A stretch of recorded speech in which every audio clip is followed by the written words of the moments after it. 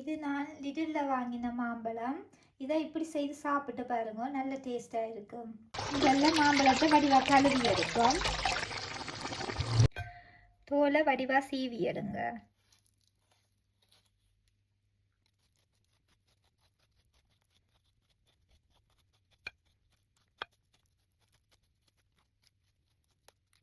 தோலை சீவியாச்சு. இனி உங்களோட விருப்பத்துக்கு ஏற்ற மாதிரி எப்படி சைஸில் வேணுமோ அப்படி வெட்டி கொள்ளுங்க.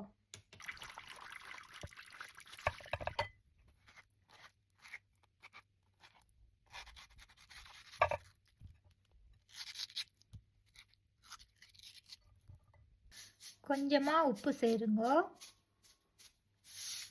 அதோட கொஞ்சம் மிளகுத்தூள், கொஞ்சமாக மிளகாய்த்தூள், சீனி ஒரு கரண்டி. வடிவாக இதை கலந்து விடுங்க.